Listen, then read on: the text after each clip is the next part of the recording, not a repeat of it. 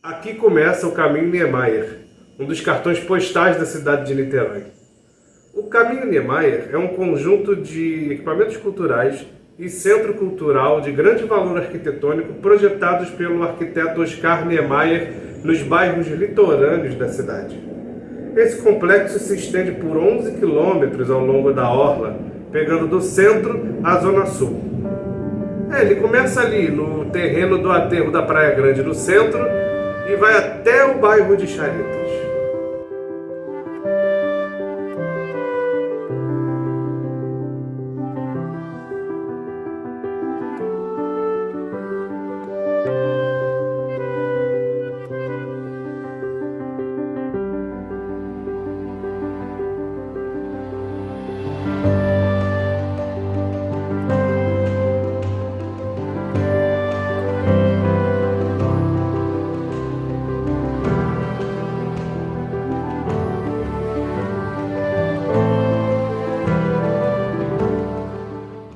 Dizem que Niterói é um celeiro que exporta artistas para o mundo. E é assim há muito tempo. Foi daqui que saiu para o mundo aquele que foi considerado o maior ator brasileiro das primeiras décadas do século XX, Leopoldo Frois.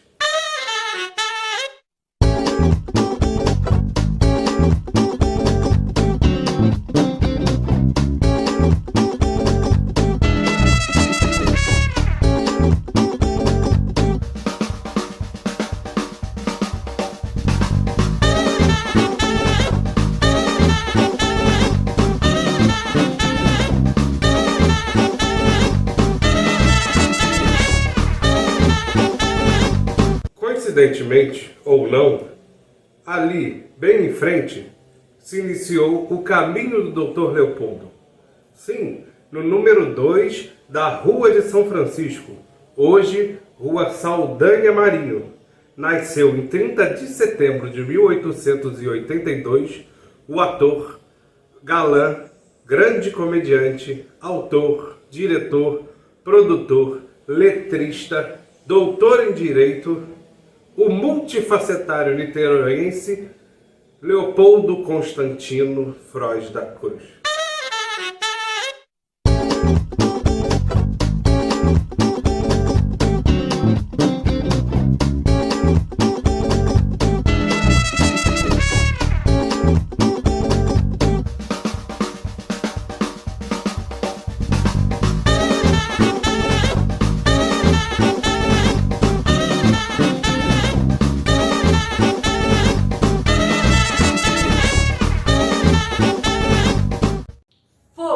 Tem fogo no céu, meu Jesus! Todo mundo naquela noite correu para a janela.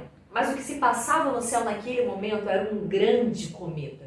E era na noite do dia 30 de setembro de 1882. E o Jornal do Comércio logo noticiou: contemplado em todo o seu prateado esplendor, apesar da claridade do luar, ofuscou o brilho das estrelas. Sua claridade teve apenas como companheira de luz a Lua e Júpiter. A noite foi um grande espetáculo. O santo do dia, São Leopoldo. E no casarão da Rua São Francisco nascia outra grande estrela.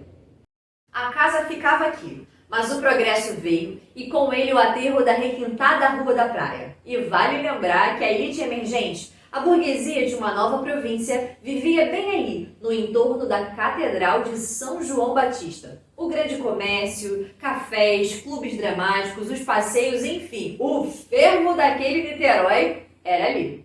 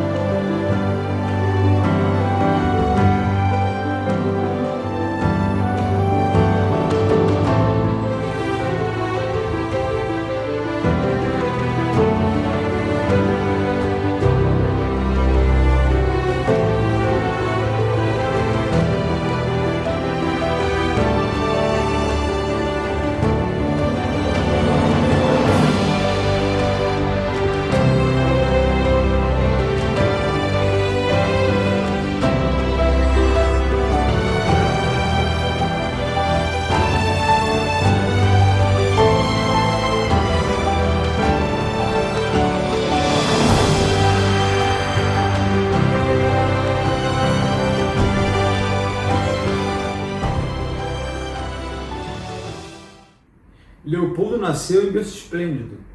Seus avós paternos e maternos eram proprietários de grandes fazendas e engenhos que hoje são os bairros de Jurujuba, Charita e São Francisco, Engenho do Mato e São Domingos. Ele era filho dos primos Luiz Carlos e Idalina e era para Leopoldo seguir a carreira do pai, o Dr. Froz da Cruz, que era um político em evidência e que viria a ser professor e diretor da Faculdade Livre de Direito do Rio de Janeiro. Leopoldo ele sempre foi muito elegante. Desde criança ele gostava de requinte, então com 4 anos ele já se vestia como se fosse um lorde, super chique. E nessa idade ele gostava muito de brincar de dizer missa. E aí numa viagem de trem para Friburgo, ele pegou o banquinho, um jornal aberto, o jornalzinho dele, subiu no banquinho e começou a dizer a missa. Como se fosse um missal, dizer a missa para os passageiros do seu vagão, como se ele fizesse isso há anos. Ou como se ele quisesse de alguma maneira interpretar aquele papel. Então, na verdade, o que aquele menino sentia, o que aquele menino de 4 anos sentia, era a necessidade de interpretação.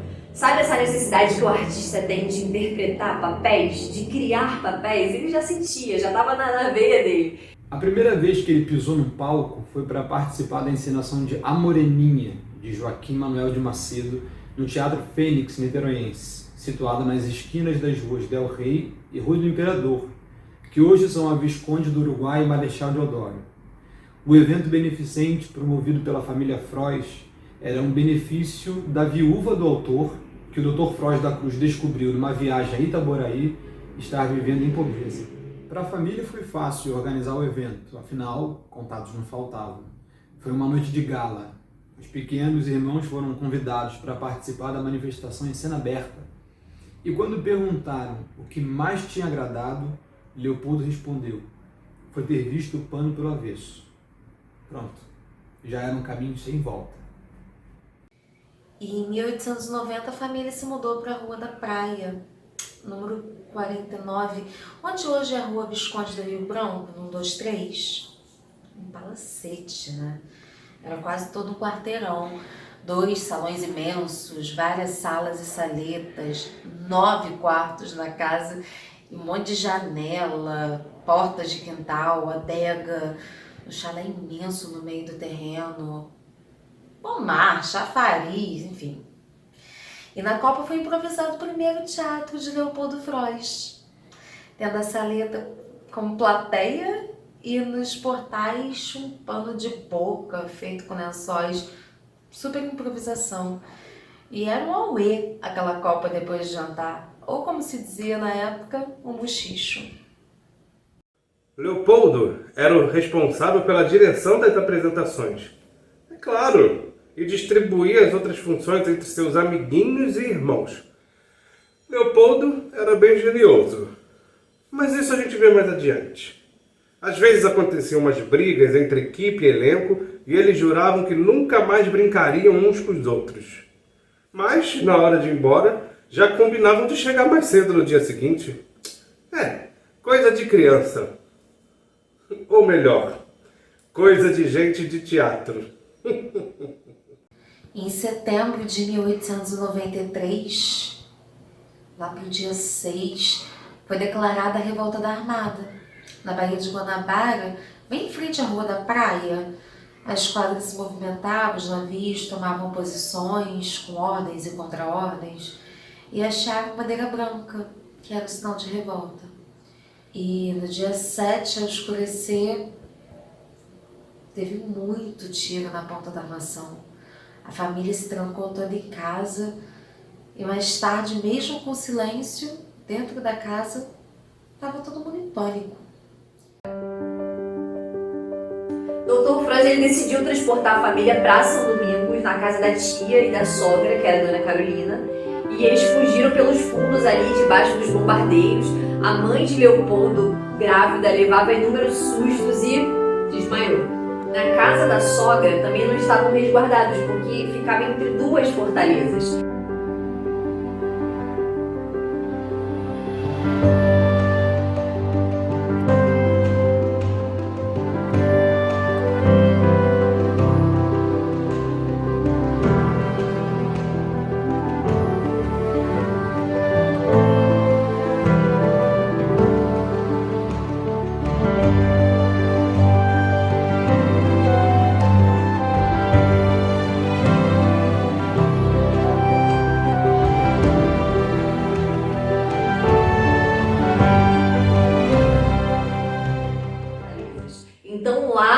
eles foram para uma fazenda, que era a Fazenda Santo Inácio, que era da mãe do Dr. Freud, no saco ali de São Francisco. A mãe de Leopoldo, preocupada com a revolta, com o filho que estava para nascer, longe de casa, não se sentia bem de saúde. No dia de Natal, Dona Idalina piorou. Todos os recursos lhe foram prestados pelo Hospital de Jurujuba e o Dr. Tavares de Macedo ficou aniquilado diante do drama que se desenrolava. Febre alta, delírios, e então partiu para sempre aquela que foi a mãe de Leopoldo Freud.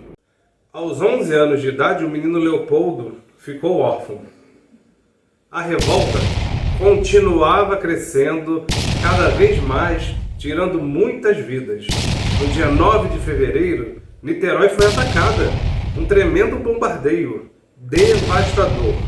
Muitas mortes, mas Niterói não se rendeu. Leopoldo e sua família assistiram a esse terrível episódio da história do alto do Morro do Catumbi, no Saco de São Francisco. Niterói não se rendeu e foi a grande sacrificada. Sua orla toda foi bombardeada. A Catedral de São João Batista destruída. E anos depois, durante a restauração do Solar do Jambeiro, ainda foram encontradas balas de canhão nos jardins. A revolta destroçou a casa. Aquele palacete acolhedor que abrigava a gente feliz, sabe? Não existia mais. A revolta destruiu a base que sustentava a família. Apagou o farol que iluminava esse lar bem formado, aquele da Nenê. E uma coisa preocupava muito o Dr. Freud. Como seria a vida das crianças dali pra frente, sem a mãe para cuidar deles?